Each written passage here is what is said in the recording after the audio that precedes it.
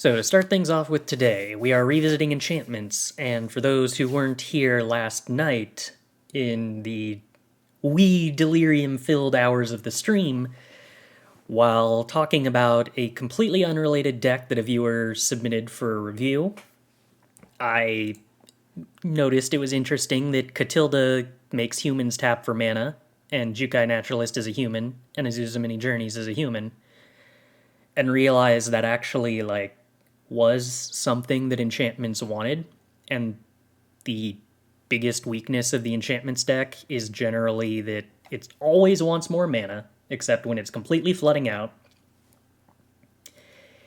and it sometimes struggles if it doesn't get to play a 2-drop on 2. And so I kind of thought that Katilda might actually turn out to be a card that allows this deck to more consistently and with higher overall efficacy accelerate against Titan of Industry decks. That being like the one matchup that I was kind of uncertain I could get into a good place. So I want to test what this plays like with a pair of Katildas. Whether this is a card that's too vulnerable and doesn't do enough, or my expectation is it'll probably actually create some pretty explosive turns where, like, on turn 6, you top deck Katilda, and oh wow, you randomly had like 3 humans in play, so Katilda is another thing that triggers Rite of Harmony that actively costs no mana. Now, it is another card that isn't an enchantment, so we'll see how that part of it plays, but I'm interested. What humans are in this deck? We have Wedding Announcement, Jukai Naturalist, Azusa's Mini Journeys, and Katilda.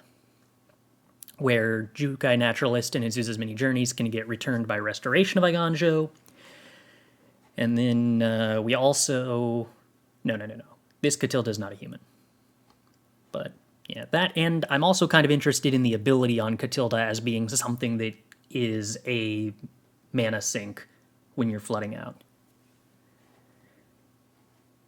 So, yeah, that's going to be the test. Oh, the other big shift from the last time we played this with the counterspell package in the sideboard is that I've added a Boseiju, which is a land that I think I want to bring in against decks that play Titan of Industry and Fable of the Mirrorbreaker, because aside from like a turn 4 Fable of the Mirrorbreaker, or a turn 4 reanimated Titan of Industry being something that we can have a hard time coming back from, the other way they kill us is by getting a late game Titan of Industry with a Fable of the Mirrorbreaker. So I kind of hate using Boseiju to answer Fable of the Mirrorbreaker, but I also hate cutting actual spells that do the synergy things for destroy evils. So I kind of want to experiment with like maybe cutting a land and playing a Boseiju for that. So let's test it. And away we go.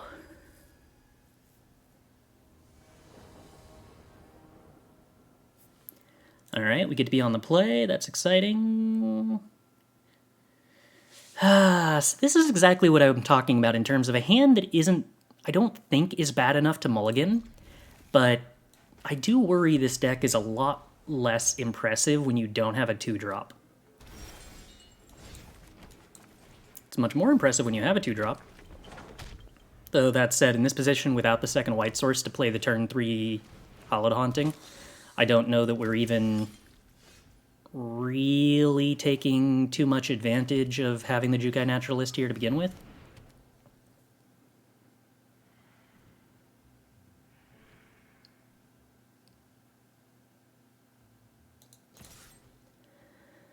I think I want to take this trade. The opponent's going to kill that with the Blood Tithe Harvester pretty much 100% of the time anyway, and I think I'd rather gain the life.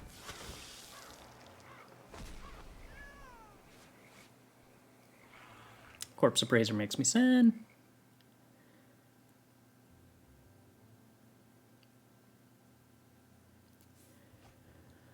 Opponent draws cards. They took something that wasn't Urtai. Alright, well, I don't want to play Rite of Harmony to draw 1 card, but we're definitely suffering from a lack of white sources here. But we're not necessarily suffering from a lack of board state. Yep. We didn't find acceleration in time to fight the Shieldred, and that makes me sad. Alright. Rite of Harmony, draw 2. Take some extra damage from the Shieldred, but our board state is pretty reasonable. A white source, but it's tapped. Another white source, but it's tapped. Alright. Well, that's something.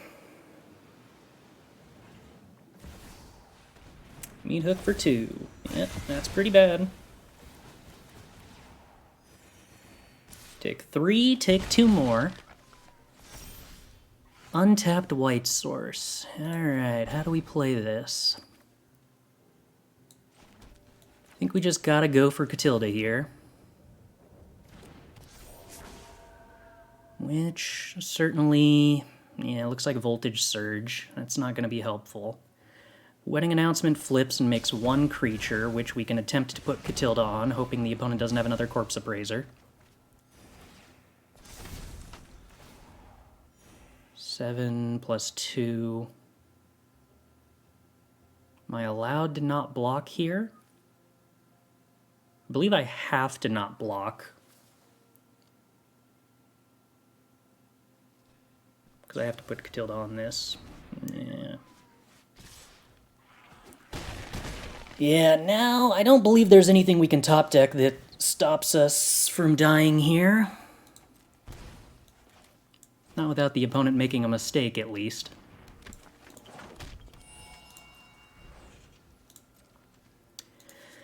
So this game we kind of got completely hamstringed. Yeah, okay. By a lack of a second white source. Now, I did cut a white source, but I did so to play a Katilda, and we never found a Katilda.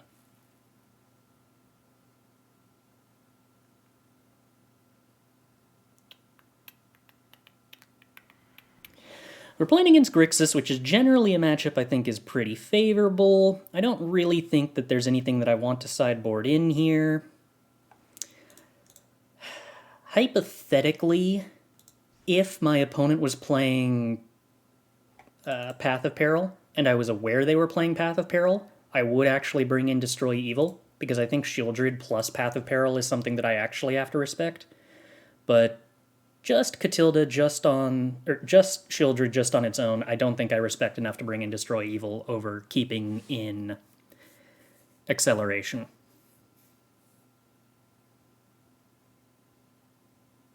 Oh, and hey, Drunken Bike, thanks for the resub that I missed 3 minutes ago. I appreciate the support.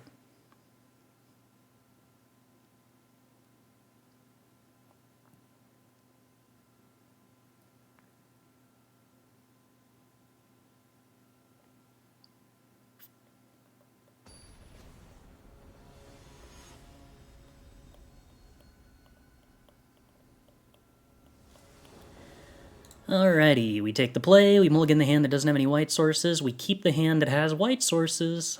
That's something. Get rid of a duplicate Wrenn, don't really need that.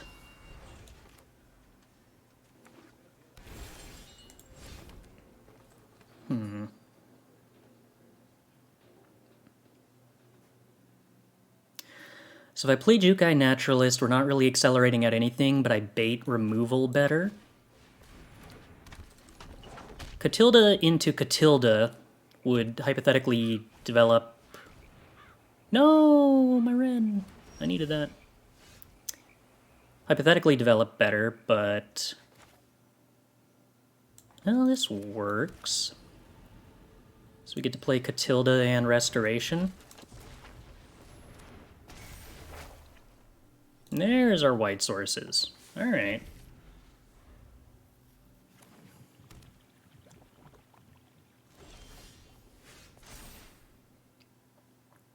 Don't think we're discarding anything here.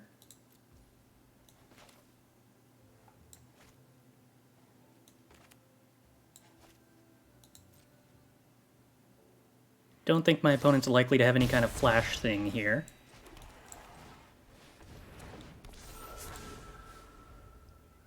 Opponent could meat hook us here. That would be pretty bad. Nope, just a Shieldred. That's not particularly bad.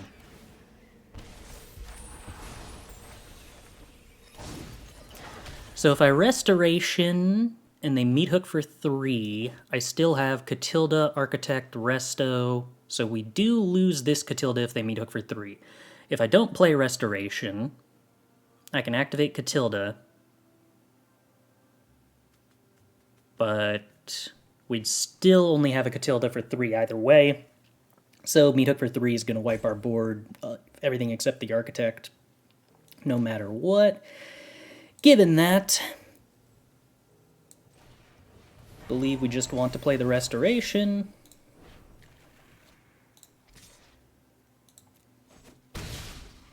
Gain more life. Now we're discarding the land to ramp the land. Weren't we putting the land into play from hand? Yeah, they also had the meat hook. That is sad. No blocks. Ooh. Well, now Wrenn's interesting.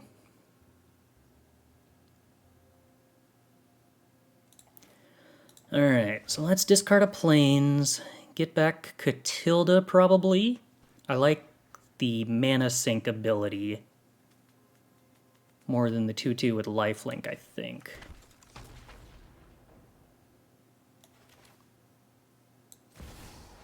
Although it doesn't pump Katilda, which I suppose is something that I should consider.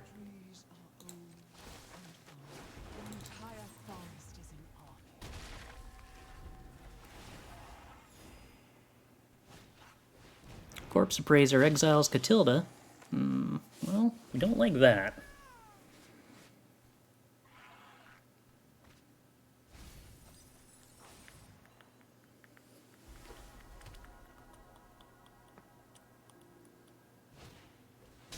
More Corpse Appraiser.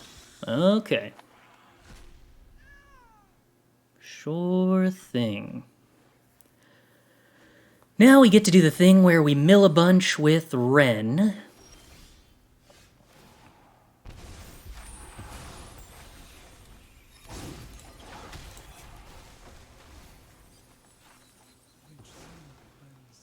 Rite of Harmony potentially useful eventually. Not yet, though.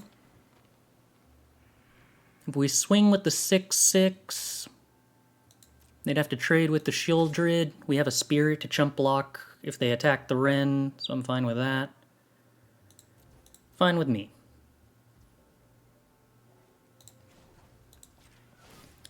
They don't block, we'll choose to do more damage.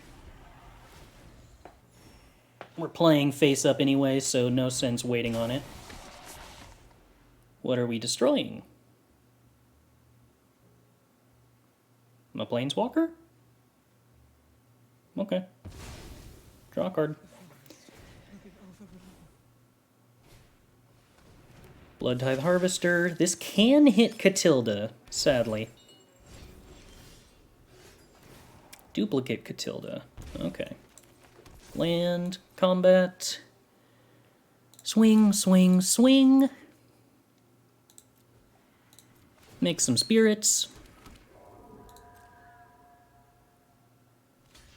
They trade off their Shieldred.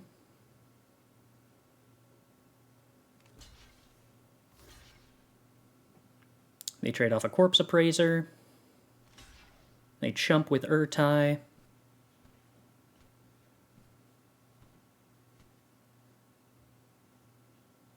Okay. Works for me.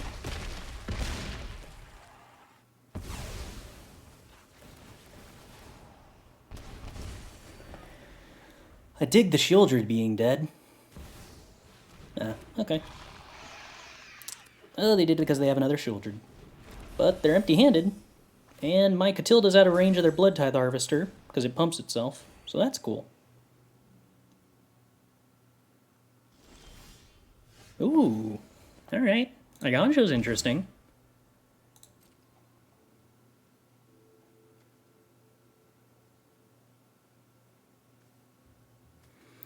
If I swing with everybody here and they don't block with Shieldred, what happens? Chump, chump, take 6.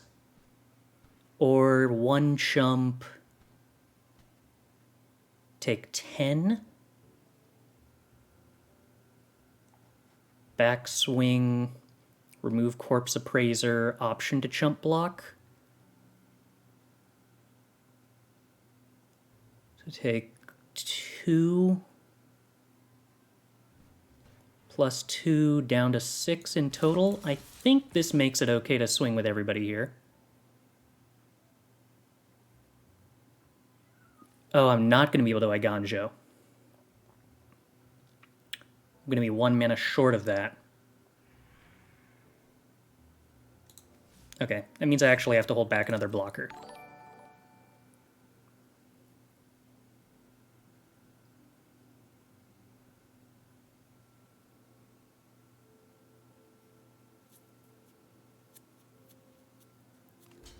The untap should update automatically after this game is done. Although the on-screen deck list using the untapped overlay should be accurate.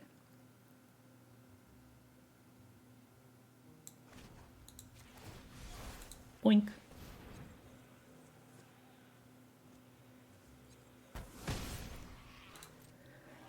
Alright, so now the opponent is at low. They're at 5, I am at 9, I have 2 blockers. They have 2 cards.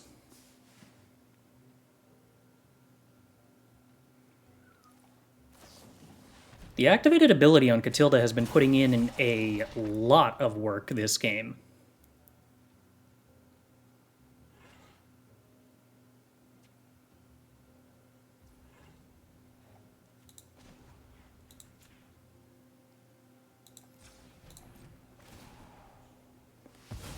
We draw a card. Okay. Opponent Cruise Bankbuster. They can't swing out here, but they could swing with just Bankbuster. They have to have a chump blocker for the 9/9. Does that change anything?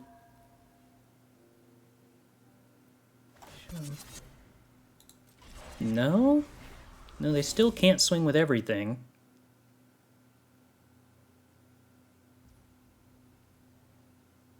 Oh, it is lethal, but they missed it. It was lethal if they Blood Tithe Harvester to remove my blocker. But now they have passed past the point where they can do that.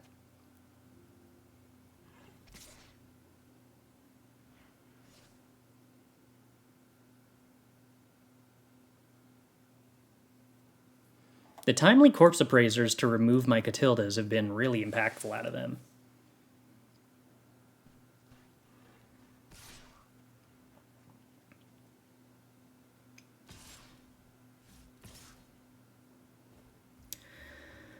So, if we go to 2, the Meat Hook Massacre's pretty inconvenient.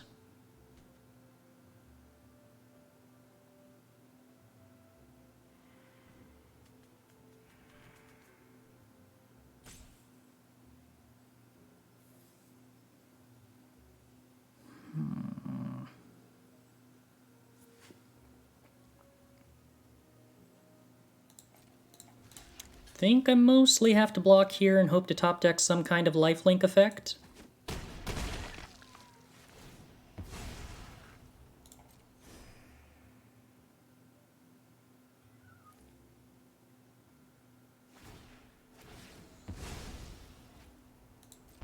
Weird timing for that, but okay.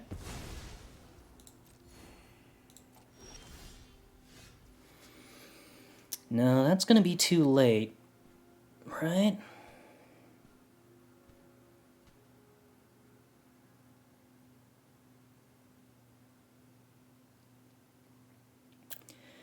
So assuming they whiff on their 2 draws, they crew Bankbuster.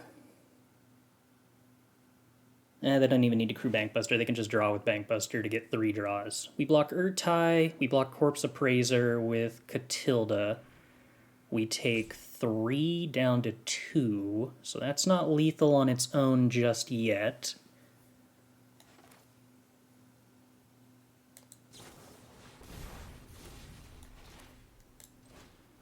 Katilda, see what we draw.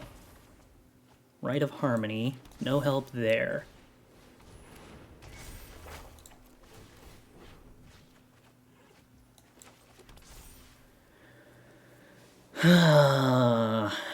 Okay.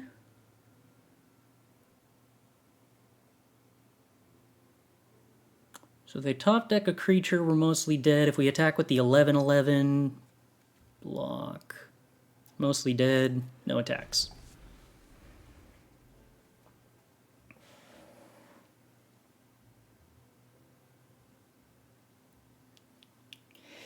So the percent next to the badge is what percentage, basically closeness, you are. Well, that's a very big downside to having a 1/1. What percentage close you are in a way to... No, what is it? It's the percentage of the MMR you have of the player who is rated 1,800th. So if you're at 99%, that means your MMR is 99% of that ranked player's MMR. Which is why when you hit 100%, you go to rank 1800. And then once you get past that point, it just gives you your overall ranking on the leaderboard as a flat number.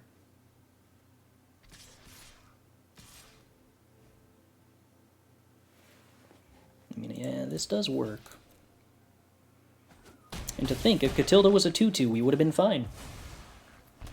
Grixis feels like the best deck. It's good. I wouldn't say it's the best deck. In fact, I would go so far as to say that it's pretty unfavored against this deck. But sometimes you will lose regardless. Ooh.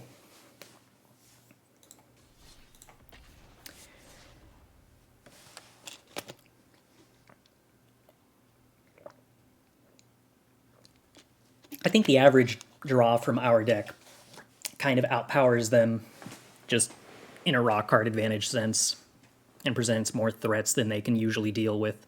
But in both those games, the opponent had a very timely Meathook Massacre followed up by an on-curve Shieldred followed up by Meathook Massacre.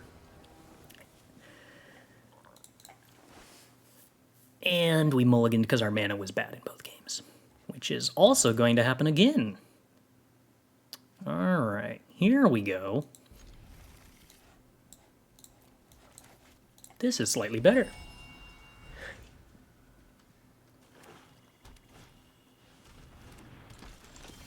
The number is overall, yes. Worldwide. No separate ladders. Which kind of makes sense, because this isn't a game with a bunch of delay, so you don't have to have regional ladders to account for regional locked play. No pain, no gain! Thanks for the raid. Do I have anything I can do here? No. You join us playing Green-White Enchantments, testing out some new Katilda tech. How did your stream go?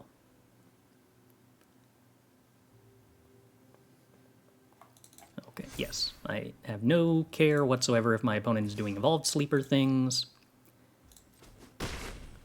They are free to continue punching me all they want.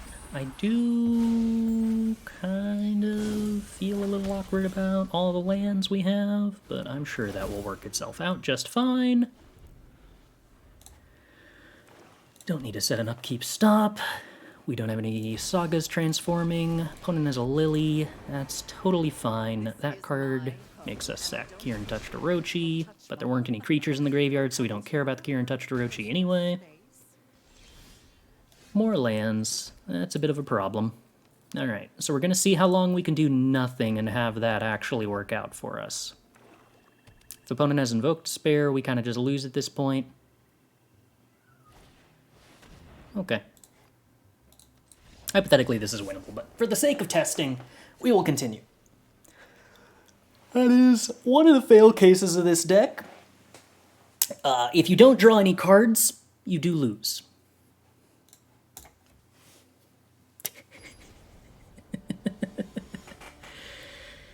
Yeah, the cuts for Katilda were one of the Azuzas in a land. We'll take the play. Alright. Real magic cards.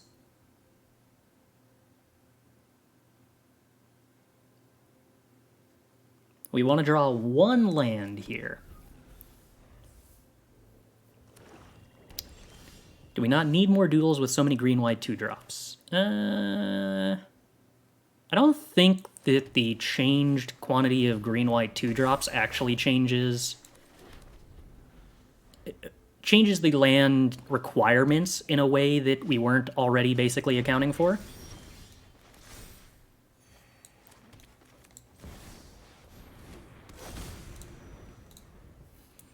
Okay, so we want to Rite of Harmony here. We might have to not Rite of Harmony if we don't draw a land. Right. So if I Rite of Harmony, we're not going to be able to trigger Hallowed Haunting, which would kind of be a problem, unfortunately. So I think we actually just have to not Rite of Harmony here, and we Wedding Announcement instead and hope that we draw the land next turn.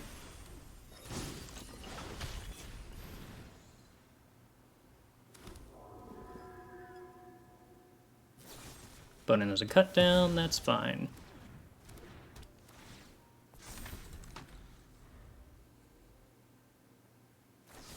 Opponent has an Infernal Grasp, that's fine.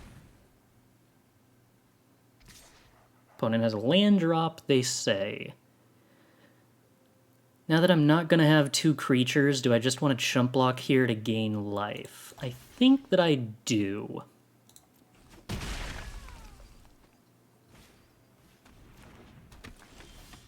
One of my concerns is my opponent shield dritting me.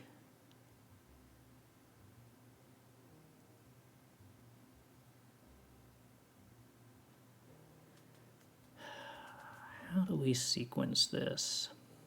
If I Wedding Announcement, we get a spirit token.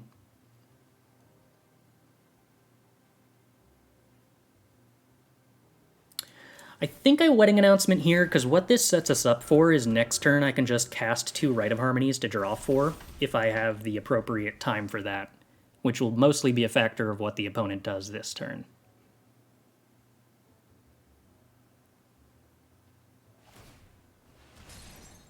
Cool. My opponent Reckoner Bankbustering, I don't care about in the slightest. Come to think of it, my opponent attacked with Underdog last turn instead of Bankbuster, which kind of just feels like a mistake. Oh, hey. That's interesting. How do we sequence this?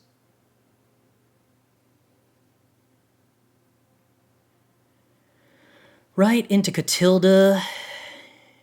Doesn't actually give us the capacity to do anything else. Just draws 3 for 1 right and has Katilda developed. Meat Hook's pretty terrible for them, so we don't really care if they Meat Hook. If I double right, we draw 4, but we don't have Katilda developed.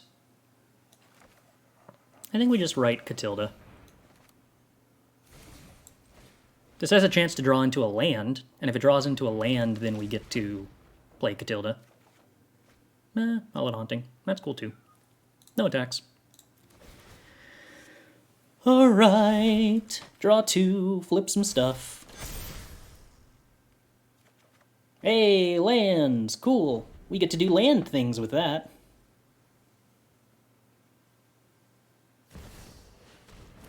There's a Shieldred. Okay. We draw a card. Okay. I don't have a discard outlet, so I don't think we can win this turn. Well, I mean, I could Wrenn and then mill Katilda. That could get interesting.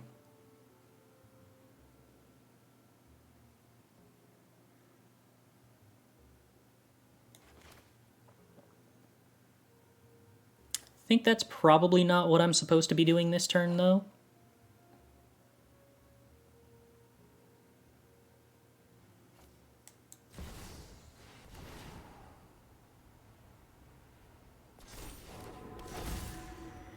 You can't activate this turn, right? No, that would take 1 more mana. So I could Wrenn. I could also just Katilda. We probably prefer just Katildaing, even though it's a little less mana efficient.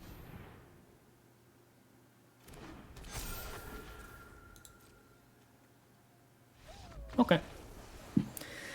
Opponent cannot handle giant 8/8 lifelinker. Ugh.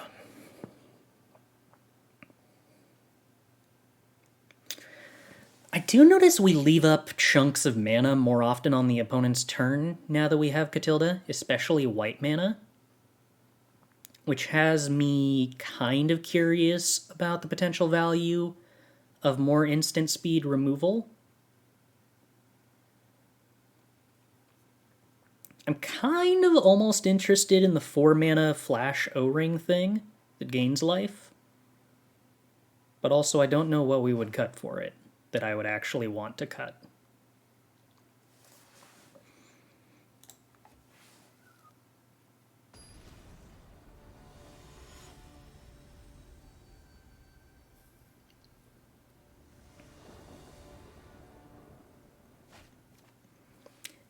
We are not having particularly friendly opening hand mana configurations today.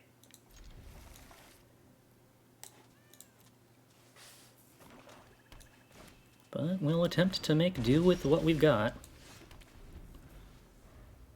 What's Destroy Evil for?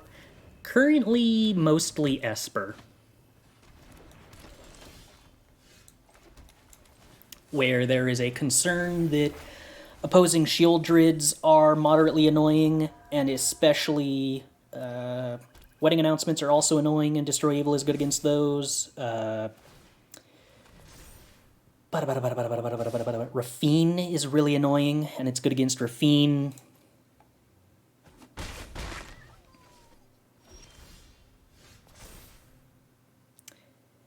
And there's one other thing.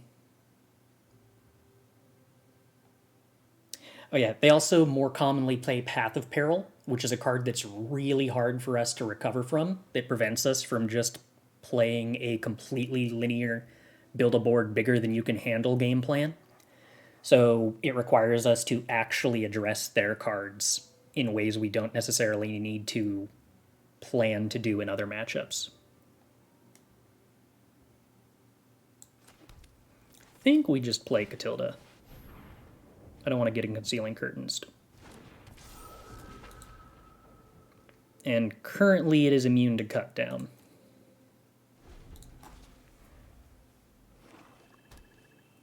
If they Curtains, they take Teachings, which will make me sad because that pumps Katilda up to a 5/5, and I'd love to race mono black by just punching them with Katilda over and over. It's not immune to 2 cut downs. It's only immune to a single cut down. Okay, opponent just pumps sleepers. And I do not care about a sleepers.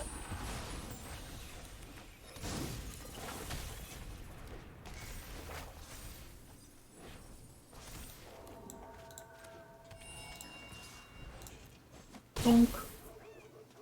Look at that, we equalized the life total.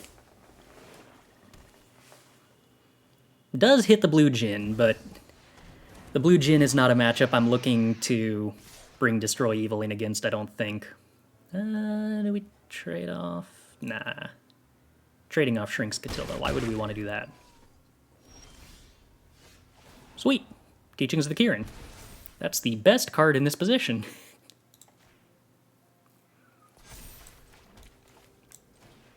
This pumps Katilda more.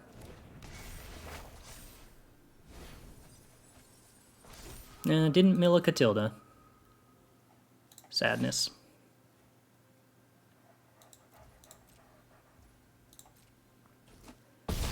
Alright, opponent to low, me back to 15.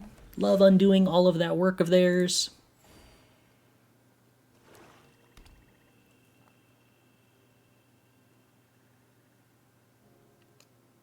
Meat Hook for 4 currently kills Katilda.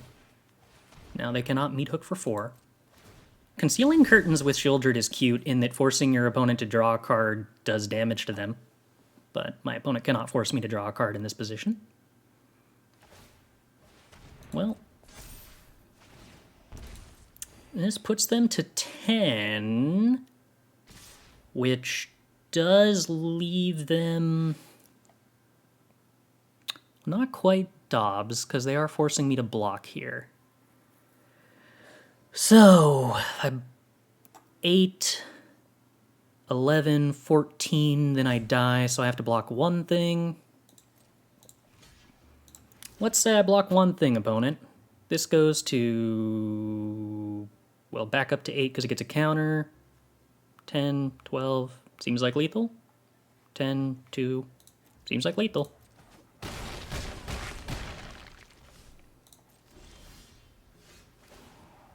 Yep, I lose some life. Katilda continues to be a pretty good magic card. Ugh.